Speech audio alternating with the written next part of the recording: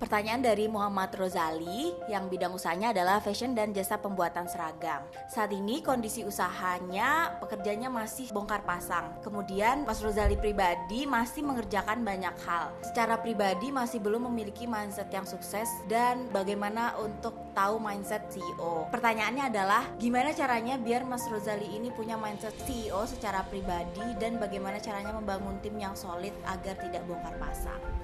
Terima kasih banyak untuk sharingnya Pak Rozali. Ini mungkin bukan ke pertanyaan tapi lebih ke pernyataan ya. Secara umum ketika kita sudah memahami apa yang menjadi masalah kita saat ini, itu sudah menyelesaikan separuh dari masalah. Karena kita sudah tahu apa yang kurang tepat, apa yang harus diperbaiki.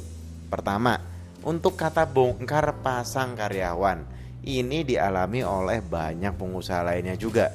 Kita perlu melihat lebih detail lagi apa saja yang terjadi selama ini ketika proses bongkar pasang ini terjadi. Apakah ada pola yang sama, pola yang berulang, atau pola yang beberapa kali terjadi?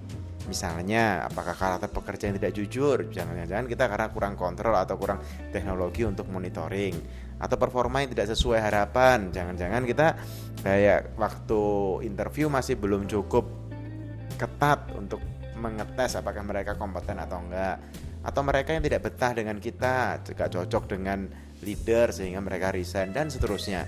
Biasanya polanya bisa muncul. Kita bisa melakukan namanya exit interview untuk ini. Kita tanya karyawan yang sudah keluar semua, itu satu persatu, bahkan yang dulu setahun lalu keluar, 2 tahun lalu keluar, itu masih bisa Anda tanya. Apa yang menyebabkan mereka keluar? Apa yang bisa diperbaiki di dalam sistem perusahaan dan seterusnya.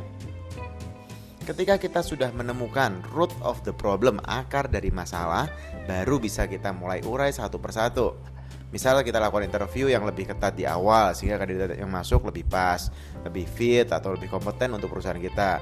Semua itu akan lebih mudah dilakukan ketika kita sudah memahami apa yang biasanya terjadi dari proses bongkar pasang tersebut.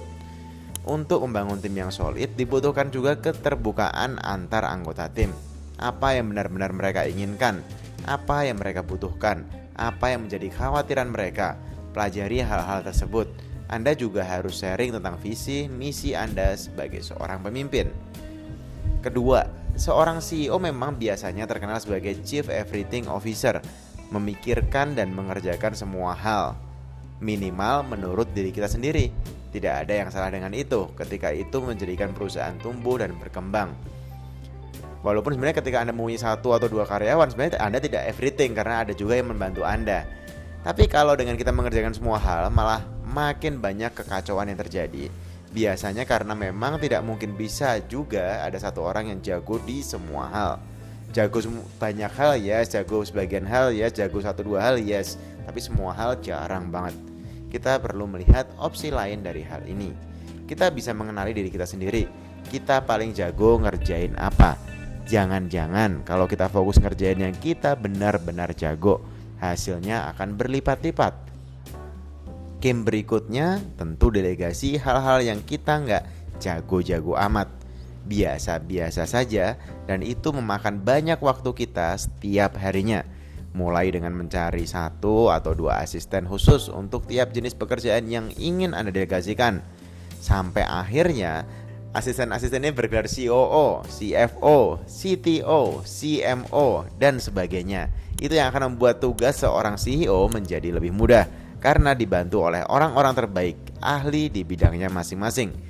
Ketiga, mengenai mindset sukses. Itu memang harus kita pelajari terus-menerus. Kita masukkan ke bawah sadar. Kita lakukan dan lakukan. Namanya Kaizen, Continuous Improvement.